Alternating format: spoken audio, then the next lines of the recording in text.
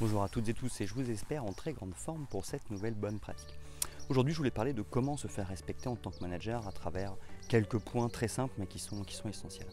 Le premier, vous le connaissez maintenant, c'est l'exemplarité, effectivement, qui est essentielle puisque l'exemplarité ça consiste à respecter ce qui a été décidé, alors soit de manière collective, soit de manière individuelle. Et à partir de là, quand on respecte les règles que les autres doivent respecter, effectivement, on est exemplaire et à partir de là, on est beaucoup plus crédible et on est beaucoup plus respecté. Le deuxième point, c'est de faire attention au poids des mots. Effectivement, bien parler et parler respectueusement, c'est essentiel. Les équipes retiendront toujours, si une fois vous vous énervez et vous manquez de respect, les équipes le retiendront tout le temps, même si 99% du temps vous parlez bien. Donc on n'a pas le droit à l'erreur là-dessus. Attention aux mots qu'on emploie et à bien respecter nos équipes parce que c'est assez essentiel.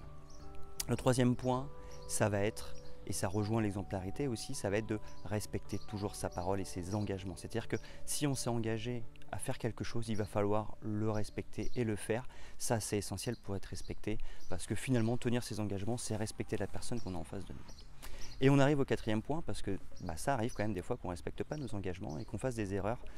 Dans ce cas-là, qu'est-ce qu'il faut faire? Il faut admettre qu'on a fait des erreurs. Et ça passe bien auprès des équipes. Finalement, vaut mieux quand on fait une erreur et qu'on ne respecte pas un engagement, l'assumer et l'avouer clairement et en se disant qu'on fera mieux la prochaine fois, plutôt que de le nier. Et là, ce sera assez catastrophique pour la relation et effectivement pour notre crédibilité et le fait qu'on soit respecté.